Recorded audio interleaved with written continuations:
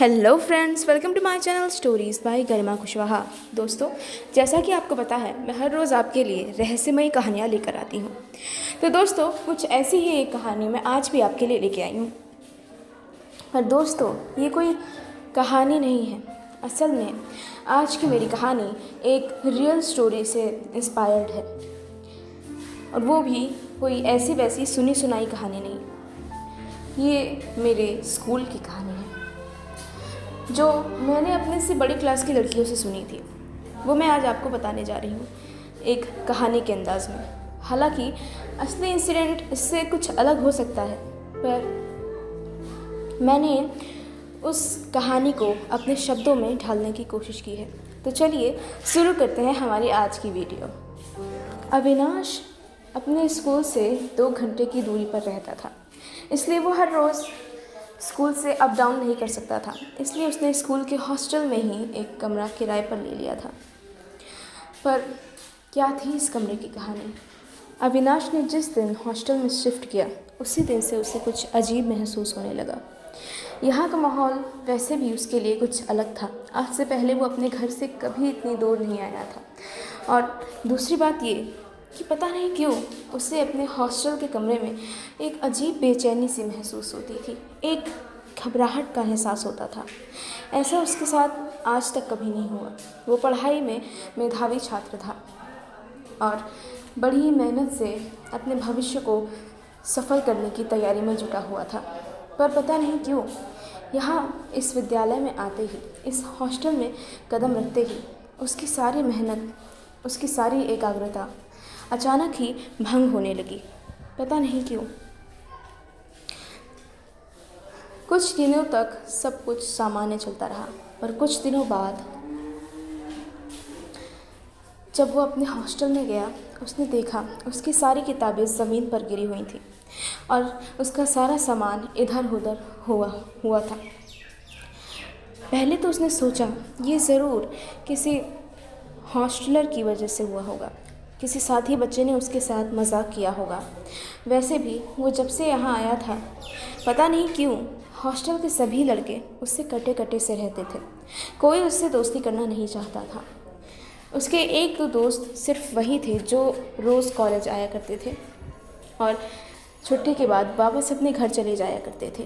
पर वो लड़के जो उसके साथ हॉस्टल में रहते थे, पता नहीं क्यों उसे अजीब नज़रों से देखते थे और उसके पीठ पीछे पता नहीं किन बातों पर कानाफूसी किया करते थे।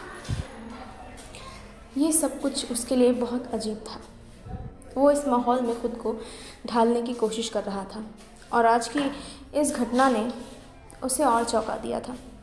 एक तरह से वो काफ़ी चिढ़ गया था और गुस्से में था। अगले दिन हर रोज़ की तरह जब वो सुबह क्लास के लिए तैयार होने लगा और अपने रूम से बाहर आया, तब उसने देखा उसके बगल के रूम के बाहर 2 लड़के खड़े थे और उसी को देख रहे थे और आपस में धीमी आवाज़ में कुछ बात कर रहे थे। और उनकी बातों से उसे अचानक ही अपना नाम सुनाई पड़ा। सुनते ही वो बिल्कुल अचानक से बहुत ज़ोर से चिढ़ गया। वो समझ गया कि रात में उसके कमरे में जो भी उथल पुथल मची थी, उसका जिम्मेदारी ज़रूर इन दोनों में से किसी एक को होनी चाहिए। वो तुरंत उनके पास गया और गुस्से में बोला, तुम लोगों का आखिर क्या बिगाड़ा है मैंने? क्यों मेरे पीछे पड़े हो? मैं वैसे भी तुमसे बात नहीं करना चाहता, फिर आखिर क्यों? तुम मेरे सामान को इधर उधर क्यों करते हो? क्यों मुझे परेशान कर रहे हो? हमने क्या किया? तू बेवजह हमें ब्लेम कर रहा है। अब तूने कमरा ही ऐसा लिया है तो हम क्या कर सकते हैं? क्या मतलब कि मैंने ऐसा ही कमरा लिया है? अब तुझे नहीं पता तो कोई बात ही नहीं है, वरना तो इस हॉस्टल में सबको पता है तेरे कमरे की कहानी। मेरे कमरे की कहानी? देखता जा, धीरे धीरे तुझे खुद पता चल जाएगा। कल तेरा सामान इधर उधर हुआ है, उसके बाद भगवान जाने क्या। और वाकई उस दिन के बाद से चीज़ें और बिगड़ने लग गईं। उस दिन भी जब अविनाश क्लास ख़त्म करके वापस अपने रूम में आया, तब उसने देखा उसकी किताबें जो अपनी टेबल पर छोड़ गया था, उनके पन्ने इधर उधर बिखरे पड़े थे। किसी ने उसकी किताबें फाड़ दी थी और बहुत बुरी तरह फाड़ी थी कि उन्हें वापस जोड़ा नहीं जा सकता था। ये देखकर उसे बहुत बुरा लगा और वो उदास भी हुआ। पर वो आखिर इस बात की शिकायत किससे कर सकता था। उसने स्कूल के कुछ टीचरों को बताने की कोशिश की, पर टीचरों ने उन लड़कों को थोड़ी झिड़की देकर छोड़ दिया। कुछ दिनों बाद एक रात जब वो अपने कमरे में सोने जा रहा था, तब उसने अपने कमरे की लाइट्स ऑफ की और आंखें बंद करके लेट गया। तभी अचानक उसे कुछ महसूस हुआ। उसे चरमराहट जैसी आवाज़ का एहसास हुआ। ऐसा लग रहा था कि वो आवाज़ सीलिंग से आ रही हो। अंधेरे में वो ठीक से देख नहीं पाया, पर उसे ऐसा महसूस हुआ जैसे सीलिंग से कोई चीज़ लटक रही हो। और अचानक ही वो झटके से उठकर बैठ गया। उसकी सांसें ऊपर नीचे हो रही थी। वो बेहद घबरा गया था। उसने जल्दी लाइट जलाई। उस रोज़ उसने लाइट्स ऑन ही रखी पूरी रात। और अगले दिन फिर अपनी क्लास गया। फिर वापस जब अपने रूम में आया तो उसने देखा कि उसके सीलिंग फैन पे एक रस्सी लटकी हुई है। वो समझ नहीं पाया। असल में वो एक फांसी का फंदा था। वो समझ नहीं पाया कि आखिर ऐसी घिनौनी हरकत किसने की होगी। वो बेहद घबरा गया था। वो समझ नहीं पा रहा था कि आखिर कैसे पता लगाए कि ये सब कर कौन रहा है।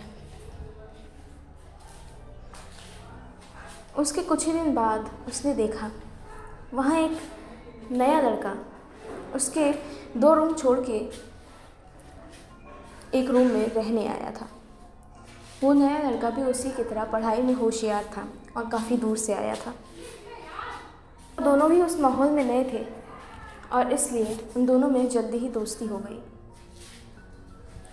पर ऐसा नहीं था कि अविनाश के कमरे में अजीब चीज़ों का होना रुक गया हो। उसे अभी भी बहुत सी अजीब चीज़ें महसूस होती थी। समझ में नहीं आ रहा था कि आखिर क्या हो रहा है। उसे पता नहीं कि वो हर वक्त डिप्रेशन जैसा एहसास होता रहता था। वो पढ़ाई करने बैठता था पर उसका पढ़ाई में मन ही नहीं लगता था और अर्धवार्षिक परीक्षा में उसके कुछ खास नंबर नहीं आए। इस बात से वो और ज़्यादा टेंस हो गया।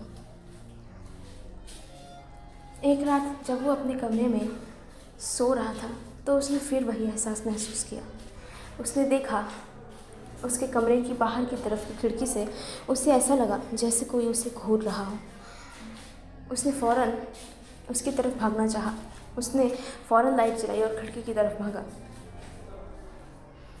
पर वहाँ कोई नहीं था। उसके बाद जब वो वापस मुड़ा तो उसने देखा उसके कमरे की लाइट्स खुद ब खुद ऑफ हो गई और फिर से वही सीलिंग से चरमराहट की आवाज़, जैसे कोई भारी सी चीज़ सीलिंग से लटक रही हो। वो बेहद घबरा गया। उसने गौर से देखने की कोशिश की और जब उसने सीलिंग की ओर देखा उसके होश उड़ गए। सीलिंग से एक रस्सी का फंदा झूल रहा था और एक उसी के जैसा, उसी की उम्र का लड़का उस फंदे से लटका हुआ था। उसकी आंखों से आंसू आ रहे थे और मुंह से खून निकल रहा था। उसकी आंखें बंद थीं। अविनाश घबराते हुए थोड़ा आगे बढ़ा और जैसे ही उसने एक कदम आगे बढ़ाया उस लड़के ने अपनी आंखें खोल ली और उसकी आंखें बेहद ही खौफनाक थीं। बिल्कुल सुर्ख, बेहद गहरी सुर्ख लाल आंखें। ये सब देखकर अचानक ही अविनाश अपने होशो-हवास खो बैठा और बेहोश हो गया। अगली सुबह जब उसके दोस्त कौस्तुभ ने उसके कमरे का दरवाज़ा खटखटाया तब उसे होश आया। उसने दरवाज़ा खोला। वैसे उसने आज तक कभी अपनी ये सारी प्रॉब्लम्स किसी के साथ शेयर नहीं की थी, पर आज उसने अपने दोस्त को अपनी ये सारी प्रॉब्लम्स बताई और उसकी दोस्त ने सुनते ही उसे एक आश्चर्यजनक घटना बताई, एक ऐसी कहानी जिसके बारे में वो आज तक नहीं जानता था। यार मेरी एक बात मान, मुझे लगता है कि तुझे ये कमरा बदल देना चाहिए। इस कमरे में कुछ अजीब हुआ था। क्या अजीब हुआ था तुझे शायद नहीं पता होगा, पर पर मैंने एक दो लोगों से पूछा, वो वो वो कमरा नंबर 37 में रहने वाला लड़का है ना, रवि, हाँ वही। मैंने उससे पूछा तो उसने मुझे बताया कि आज से कुछ 6 साल पहले इस रूम में एक लड़का रहता था। उसका नाम प्रतीक था। वो भी पढ़ाई लिखाई में बहुत होशियार था और बहुत छोटे से गांव से आया था, जहाँ उसकी पढ़ाई का लेवल इतना हाई नहीं होता था और उसका दिमाग उसी हिसाब से ढला हुआ था। वो अपने गांव में अपने स्कूल में हमेशा अव्वल दर्जा पाता था। उसके माँ बाप की उससे बहुत सारी उम्मीदें जुड़ी हुई थी। उसके माँ बाप अपना सब कुछ न्यौछावर करके उसे पढ़ा रहे थे ताकि उसे एक बेहतर भविष्य मिले। लेकिन जब वो यहाँ आया तो उसे यहाँ के नियम कायदे कानून और यहाँ के माहौल में ढलने में बहुत वक्त लगा और उस साल की उसका पेपर कुछ खास ठीक नहीं हुए और उसके नंबर भी कुछ खास नहीं आए। इस बात से वो इस कदर डिप्रेशन में आ गया कि उसने रूम की सीलिंग से फांसी लगाकर आत्महत्या कर ली। क्या? हाँ यार, तुझे ये बात पता नहीं होगी। मैंने भी खुद परसों ही रवि से पूछा, पर मैंने तुझे बताया नहीं था। मैं तुझे परेशान नहीं करना चाहता था। मुझे लगा कि सब कुछ ठीक है और तू यहाँ आराम से रह रहा है, तो फिर क्यों तुझे अफवाहों के बारे में बताकर तुझे परेशान करूँ। मुझे नहीं पता था कि यहाँ सच में ऐसा कुछ। सॉरी यार। नहीं, तेरी गलती नहीं है। मैं जल्दी इस कमरे को बदल दूँगा। फ़िलहाल के लिए समझ नहीं आ रहा मैं क्या करूँ यार। मैंने कल रात उस चीज़ को सीलिंग से झूलते हुए देखा। तुझे विश्वास नहीं होगा और मैं तो इस कहानी के बारे में जानता भी नहीं हूँ। रिलैक्स यार, परेशान मत हो। जानता है, तेरे से पहले भी एक लड़का यहाँ रहने आया था। फिर वो लड़का भी बहुत परेशान हो गया था, डिप्रेशन में आ गया था और लोग कहते हैं कि उसके मानसिक संतुलन कुछ ख़राब हो गया था और मेरे ख़्याल से तुझे यहाँ से जल्दी निकल लेना चाहिए। तो आज रात मेरे कमरे में रुक जा और फिर कल हम टीचर से बात करके तेरा रूम चेंज करवा देंगे। हाँ यार, तेरा बहुत बहुत शुक्रिया। इसके बाद अविनाश ने उस रूम को जितना जल्दी हो सके उतना जल्दी छोड़ दिया था, रूम नंबर 23 को। नए रूम में शिफ्ट होने के बाद से ही उसने अपने अंदर बदलाव महसूस करने शुरू कर दिया। वो फिर से पहले जैसा खुश रहने लगा। हॉस्टल के वो लड़के जो उससे चिढ़ते थे, उन्होंने भी धीरे धीरे उसकी तरफ दोस्ती का हाथ बढ़ाना शुरू किया और एक बार फिर से उसने अपने पढ़ाई के दम पर अपने शिक्षकों का मन जीत लिया और चीज़ें धीरे धीरे ठीक हो गई। लेकिन फिर भी रूम नंबर 23 के बारे में ये जो भी अफवाह थी वो बिल्कुल सच थी। दोस्तों, ये कहानी मैंने अपने मन से बनाई है, पर ये वाकई एक रियल इंसिडेंट से इंस्पायर्ड है। सच में ये कहानी मेरे ही स्कूल की है। हम जिस स्कूल में पढ़ते थे उस स्कूल में हॉस्टल भी हुआ करता था और हॉस्टल में छोटे बच्चों को अलाउ नहीं किया जाता था। मैं 4th या 5th क्लास में पढ़ती थी, तब मैंने बड़ी क्लास की लड़कियों से ये कहानी सुनी थी। असल में हमारे कॉलेज के हॉस्टल में किसी लड़के ने एक रूम में फांसी लगाकर सुसाइड कर लिया था और उसके बाद से ही लोग उस रूम में जाने से कतराने लगे थे। वो रूम सालों तक खाली पड़ा था और जिसे भी इस बारे में पता होता था वो वहाँ रूम नहीं लेता था। और ऐसा हुआ भी कि कुछ बच्चों ने वहाँ रूम लिया, पर वो जल्दी ही उस रूम से बाहर निकल आए। उन्होंने उस रूम को छोड़ दिया। अब इसके पीछे जो भी कारण रहा हो।